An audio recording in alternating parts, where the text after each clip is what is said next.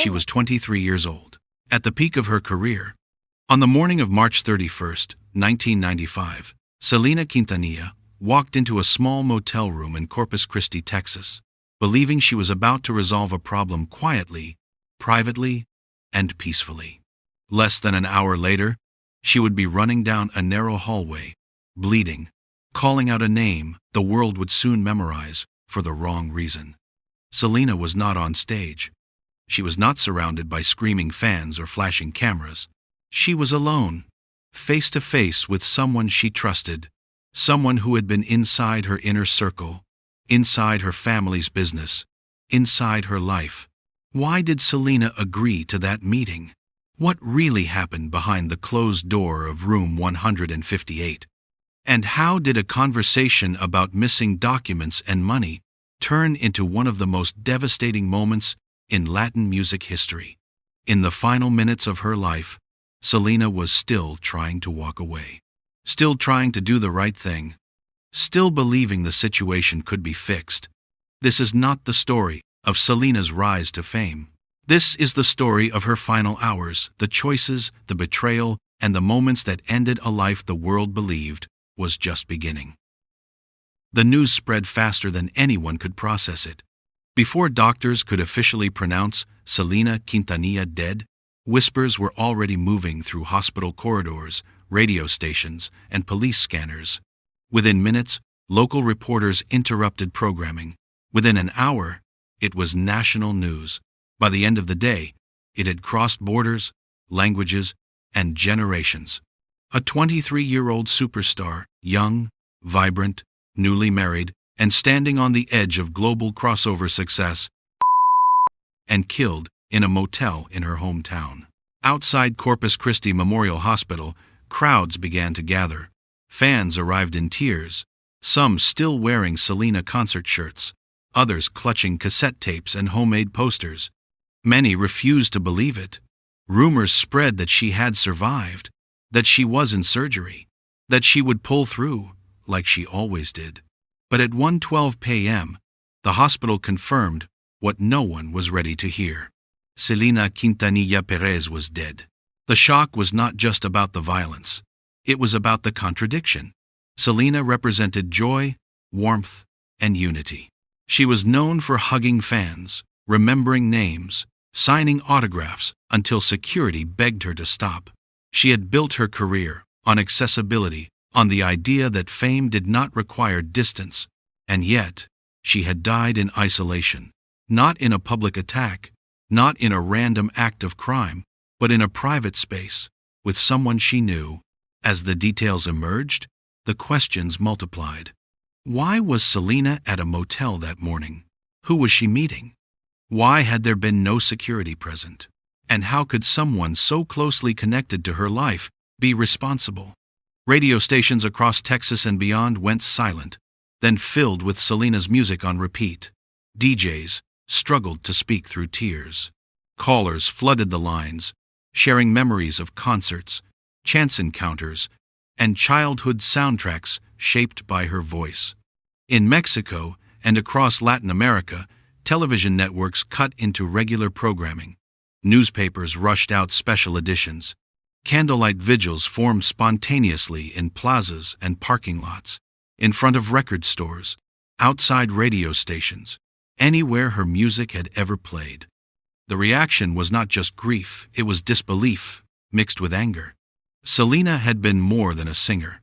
She was a symbol of possibility for a generation of young Latinas who had never seen someone like themselves dominate a genre, a market, or a stage. Her death felt like a rupture, not only in music, but in cultural momentum. As police confirmed the identity of the shooter, the story took an even darker turn. This was not a stranger. This was not a fan who crossed a line. This was someone Selena had trusted enough to meet alone. And suddenly, the public narrative shifted from mourning to investigation. Because the more people learned about the hours leading up to Selena's death, the clearer it became that this tragedy was not a sudden explosion of violence. It was the end of a long, quiet buildup. Long before room 158, Long before the gunshot echoed down a motel hallway, Selena Quintanilla's life had been shaped by motion, by stages assembled and dismantled overnight, by highways cutting through Texas towns, by a family that lived and breathed music together. Selena was born into a working-class Mexican-American family in Lake Jackson, Texas. From an early age, her father, Abraham Quintanilla Jr., recognized something rare in her voice. It wasn't just pitch or range, it was warmth, a natural ability to connect, a sound that felt personal even in crowded rooms. By the time Selena was a child, music was no longer a hobby, it was a family mission. The Quintanillas formed a band, touring relentlessly across Texas, often playing for small crowds that were not always welcoming to a young female singer in a male-dominated Tejano scene. Selena learned early how to win people over, smiling through rejection, singing through exhaustion, trusting that effort would eventually be rewarded. That effort paid off.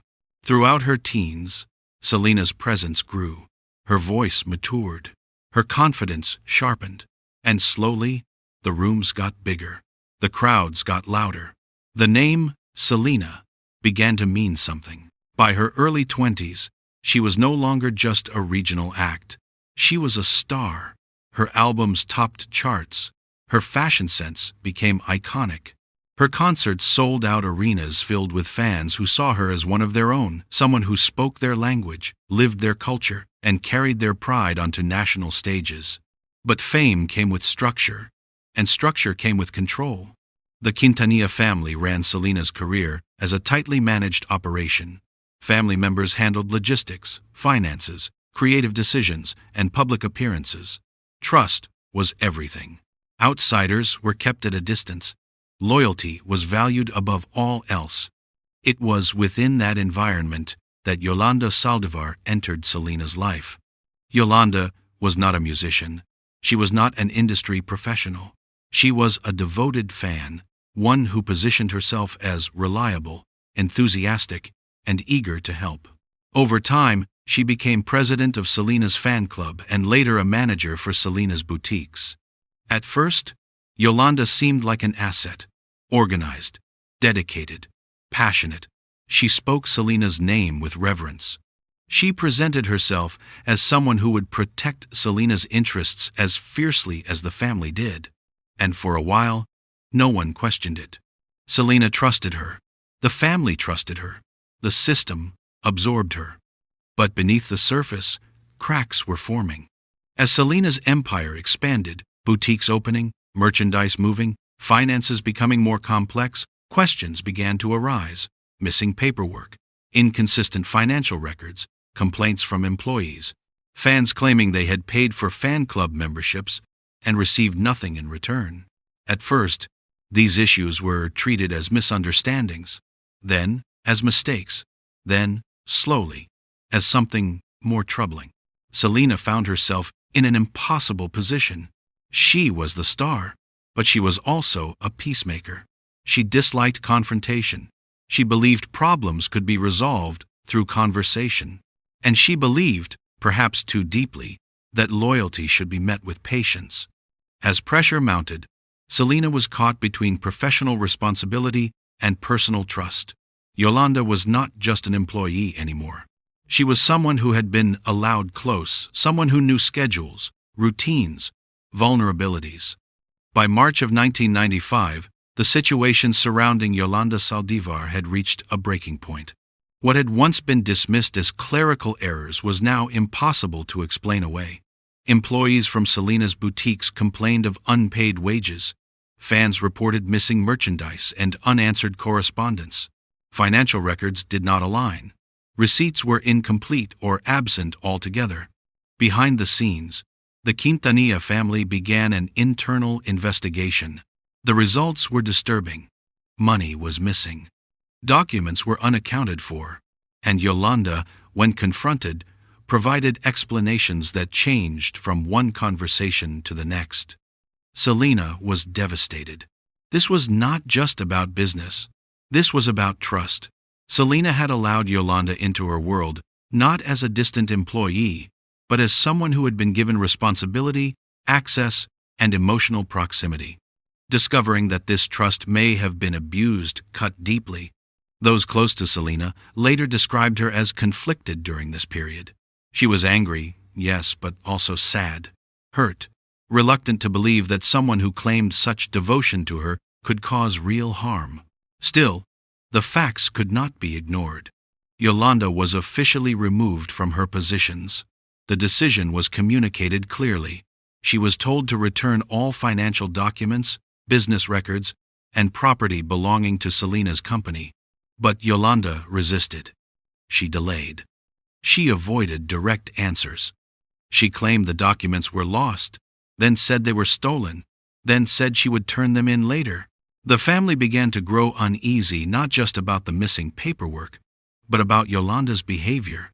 She appeared unstable, emotional, erratic. There were reports that Yolanda had purchased a firearm in the weeks leading up to the confrontation. When questioned, she allegedly claimed it was for protection, but the purchase raised alarms. Selena, once again, tried to de-escalate. Rather than sending lawyers or security, she chose to meet Yolanda personally. She believed that speaking face-to-face calmly, respectfully, would bring the situation to a close. Those around her urged caution. But Selena was not someone who expected violence from people she knew. She did not see herself as a target, and she did not believe Yolanda was capable of harming her. On the morning of March 31st, Selena checked into the Days Inn Motel in Corpus Christi. Yolanda was already staying there. The plan was simple. Selena would meet Yolanda. She would retrieve the missing documents. She would end the relationship cleanly. No drama, no spectacle. Just closure. What Selena did not know, what she could not know, was that Yolanda had brought a gun into that room. Inside room 158, the conversation began as many others had. There were accusations. There were denials. There were emotional swings between apology and defensiveness. At some point, Selena realized the documents were not there. And in that realization, the conversation changed. Witnesses later said Selena became firm. She stood up. She told Yolanda that she could not continue working with her, that the situation was over, that she needed to leave. Selena turned to walk out. That was the moment everything collapsed. A gunshot rang out. The bullet struck Selena in the back, severing a critical artery. In an instant, the private conversation became a life-or-death emergency. Selena ran.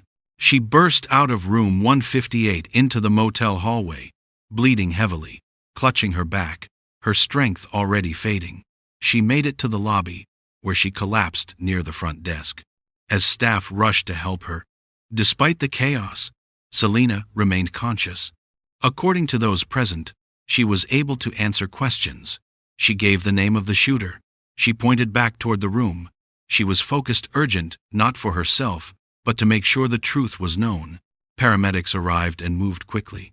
Selena was lifted onto a stretcher and rushed out of the motel, sirens cutting through the afternoon air of Corpus Christi.